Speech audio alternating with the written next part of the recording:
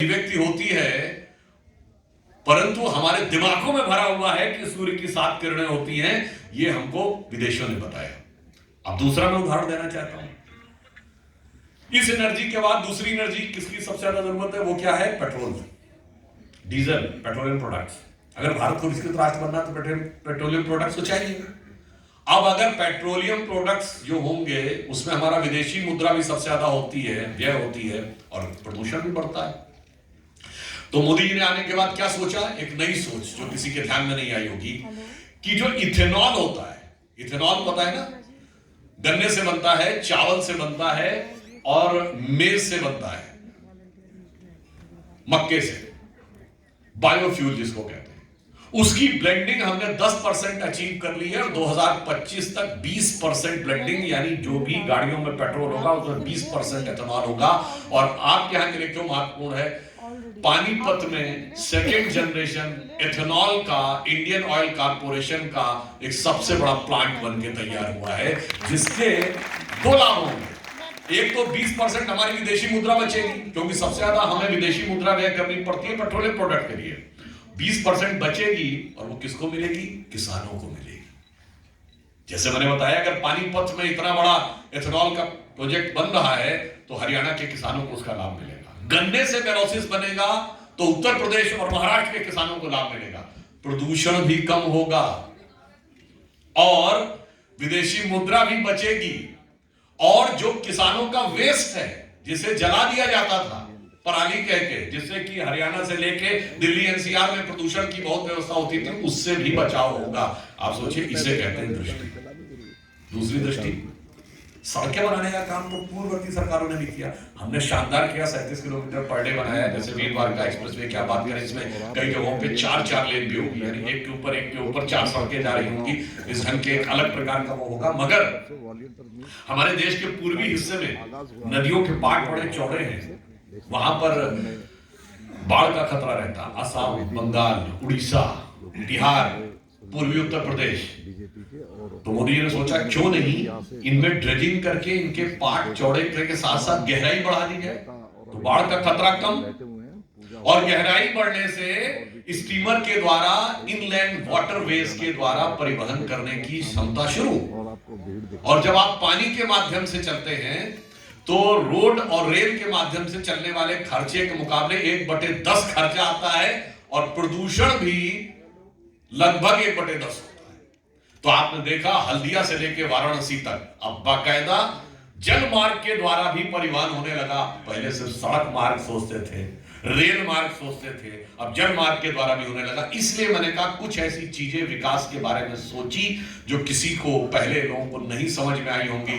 और कुछ एक ऐसी चीज थी कि जब 15 अगस्त 2014 को पहली बार मोदी जी ने लाल किले की प्राचीर से बोला, तो 2 ऐसी चीजें बोली थी जो लोगों को लगा कि ये क्या नॉन पॉलिटिकल बात बोल रहे हैं, इसका राजनीति से क्या लेना देना। जैसा स्वच्छ भारत अभियान और बेटी बचाओ बेटी पढ़ाओ। लोगों ने कहा ये तो सामाजिक मुद्दे हैं, राजनीतिक मुद्दे थोड़ी हैं।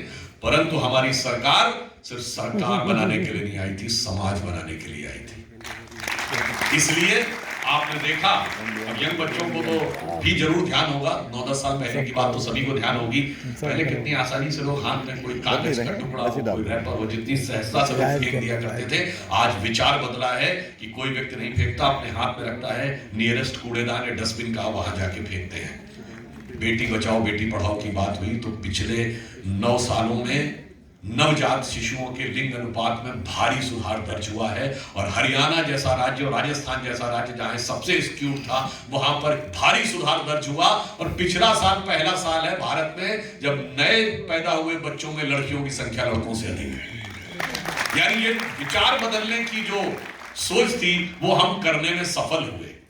और फिर इतना ही नहीं, विचार सिर्फ इतना ही नहीं था, जैसा कि अभी पहले भी बता रहे थे, हमारी सोच और आगे की है। इस बार 15 अगस्त में प्रधानमंत्री जी ने क्या कहा? ये 25 वर्ष का समय है, ये भारत का अमृत काल है। इस 25 वर्ष में जो आधार बनेगा भारत का, वो 1000 साल तक भारत का आधार बनाएगा। मैं पूछता हूं, किसी दुनिया में कोई पॉलिटिकल पार्टी जो 1000 साल में आगे की सोचती हो? बाकी सब चुनाव मूलक है, हम सभ्यता मूलक है। बाकी की सोच इलेक्टोरल है, हमारी सिविलाइजेशनल है। हम 5000 साल पहले के भारत के बारे में भी सोचते हैं और 1000 साल बाद भारत क्या होगा उसके बारे में भी सोचते हैं। बाकी सोचते हैं 5 साल 10 साल सत्ता कैसे मिल जाए और सत्ता में आके कैसे बंदर बाट कर ली जाए। जात पात के नाम पर, भाषा क्षेत्र के नाम पर, उत्तर दक्षिण के नाम पर बांटकर, जातिवाद का चूरन देकर परिवार के हाथ में सारी संपत्ति अपनी दे दो और उसके बाद देखा जाएगा क्या करना है। पर हमारी सोच ये है कि हमारे प्रधानमंत्री वो हैं जिन्होंने युवावस्था में वो शपथ ली कि तन समर्पित, मन समर्पित और यह जीवन समर्पित, चाहता हूं देश और उसके बाद संपूर्ण देश के लिए समर्पित। यह हमारी सोच और उनकी सोच में एक अंतर है। अब यहां पर मैं एक और बात भी कहना चाहूंगा। आज का दिन भी कुछ चीजों के मामले में हमारे दिमागों में बहुत से भ्रम है, उसको भी दूर करता है। आज कल से नवरात्र प्रारंभ है, आज अमावस्या है, पितृ विसर्जन अमावस्या है। यानी ये पिछले 15 दिन माने जाते हैं कि हमारे पूर्वजों के लिए हम श्राद्ध और तर्पण देते हैं। सबको जिस तिथि को जिसके पूर्वज की मृत्यु हुई हो उसी तिथि को दिया जाता है। और यदि आप भूल गए हैं और आपको नहीं पता हो तो आज की अमावस्या मानी जाती है समस्त पूर्वजों के लिए तर्पण करने की। बताइए, वो कहते हैं फादर्स डे और मदर्स डे, मदर और फादर को याद करने की बात करते हैं। आज युवा पीढ़ी इसमें फंसी हुई। हम तो कहते हैं पूरे 15 दिन किसके लिए? फादर, ग्रैंडफादर, उससे पहले जितने पूर्वज हों, मदर की तरफ से जितने हो सबको। अगर आप में से जिन सब ने अपने घर में इस दरमियान पूजा की होगी तो पंडित आके पहले क्या बताते हैं? पहले कहते हैं पिताजी से, मतलब दादा, परदादा, जिसका नाम, फिर कहते हैं जिसका नाम नहीं याद हो उसको तर्पण करिए। फिर माँ की तरफ से कहते हैं उनको तर्पण करिए। फिर परिवार में जितनी महिलाएं थी, दादी परदादी, नानी परनानी, उनको करिए। फिर क्या कहते हैं? सभी ज्ञात अज्ञात को करिए। फिर कहते हैं संसार में जितने जीव हैं उनको, उनके लिए तर्पण करिए। फिर कहते हैं वनस्पति और जीव जंतु हैं उनके लिए भी तर्पण करिए। इससे ज्यादा उदारता कहीं पे नजर आएगी? और अगर आपको याद हो तो बात में पहले भी बोल चुका हूं, 3 ग्रास निकाले जाते हैं खाने से पहले जब श्राद्ध करते हैं। एक कुत्ते के लिए, एक कौवे के लिए, एक गाय के लिए। क्यों? अगर प्रकृति ने आपको सबसे सक्षम जीव बनाया है तो गाय देवतुल्य है, कौवा गंदगी खाता है, वो उस साइकिल में लोएस्ट लेवल पे माना जाता है, कुत्ता शमशान के बाहर भैरों का वाहन है, चींटी के लिए भी दिया जाता है। यानी आप प्रकारांतर से हर उस जीव जंतु की पूरी साइकिल को, जो पूरी इकोलॉजिकल साइकिल है, उसके प्रति अपनी भावना व्यक्त कर रहे हैं और उसकी जिम्मेदारी को वहन कर रहे हैं। इससे उदारता कहीं नहीं मिलेगी। मगर अफसोस की बात यह है कि चंद राजनीति के लिए आज इस विचारधारा को भी, किसी को डेंगू नजर आता है, किसी को कोरोना नजर आता है, किसी को इसमें HIV नजर आता है, किसी को इसमें लेप्रोसी नजर आता है। ऐसे ऐसे लोग खड़े हो गए हैं और वो किस विचारधारा के साथ खड़े, ये भी बताना चाहता हूं। औरंगजेब ने शाहजहां को जब बुढ़ापे में जेल में बंद कर रखा था तो उसको राशन और पानी भी नाप के मिलता था। और वो फारसी की बड़ी प्रसिद्ध कविता है, मुझे फारसी में वो कविता तो नहीं ध्यान है, वो शेर, मगर शाहजहां ने औरंगजेब को लिखा कि कम से कम मेरा ये 1 सुराही पानी मेरे लिए कम पड़ जाता, मेरा पानी बढ़ा दो। औरंगजेब ने मना कर दिया। तो शाहजहां ने दुखी होकर औरंगजेब को फारसी में एक शेर लिखा था जिसका मीनिंग ये था कि तुझसे तो अच्छे हैं वो काफिर हिंदू जो मरे हुए बाप को भी पानी देते हैं, तो जिंदा बाप को पानी के लिए तरसा। आप सोचिए कि किस उदारता की सोच हमारी, और आज का दिन हमें क्या याद कराता है कि हम किस प्रकार की सोच के साथ फंस गए। आज के दिन की एक और खासियत है, आज 14 अक्टूबर का दिन है। आप में से बहुत से लोगों को शायद ध्यान हो, ये भी एक प्रकार का एक दिमागों में फार्स क्रिएट करने का प्रयास किया जाता समाज में लड़ाने भिड़ाने के लिए। जैसे आपने देखा कि जो जो समाज में एकता और शक्ति उभर कर सामने आने लगी तो तुरंत उस एकता को कैसे तोड़ा जा सकता है उसकी व्यवस्था करने वाले लोग भी उभर के सामने आने लगे। हमने याद है, हम लोग उत्तर प्रदेश के रहने वाले हैं, जब ढांचा गिरने के बाद चुनाव हुआ 1993 में, यूपी में हमारी सरकार नहीं बनी और सपा बसपा कांग्रेस आई, सारे मौसेरे भाइयों ने मिलकर सरकार बना ली। तो उस समय एक नारा लगा था, मिले मुलायम काशी राम, हवा में उड़ गए जय श्री राम। उस समय हमारी एक नेत्री ने यह कहा था कि नारा क्यों लग रहा है, क्योंकि आपकी एकता, एकजुटता और शक्ति में थोड़ी सी कमी रह गई है। जिस दिन आप वास्तविक रूप में एकजुट होकर एक शक्ति दिखा देंगे, उस दिन जो नारा लगाते हैं कि मिले मुलायम काशी राम, हवा में उड़ गए जय श्री राम, उस दिन नारा होगा क्या मुलायम क्या काशी राम, सारे बोलेंगे जय श्री राम। और आज आपने देखा वो दिखने लगा, बस जैसे ही अभी आपने देखा कि इतना अच्छा गीत भी गवाया जय सिया राम का, बस जैसे ही लगा कि अब सब लोग जय श्री राम बोलने लगे हैं, तो बहुत से काल नेमी आ गए कि किस तरीके से इनको रास्ते से भटकाया जाए। मारीची आ गए, सुबाहु आ गए, ताड़का आ गई, सब आ गए कि किसी तरीके से ये शक्ति न जागृत होने पाए। हमारी स्थिति वो है हनुमान जी के समान, हमारे पास वह शक्ति है, अतुलित शक्ति थी, पर हम अपनी शक्ति भूले हुए हैं हनुमान जी की तरह। जो जो हमें शक्ति याद आती जा रही है, ये तमाम प्रतिगामी शक्तियां ऐसी आती जा रही हैं कि किस तरीके से बांट दो। ये समझ लीजिए, जो एकजुट रहे वो चलते रहे, जो बट गए वो कट गए, और कट ही नहीं गए, मिट गए। हमें इन्होंने इतिहास में पढ़ाया ना कि हम आपस में बटे रहे, इसलिए हम जीत नहीं पाए।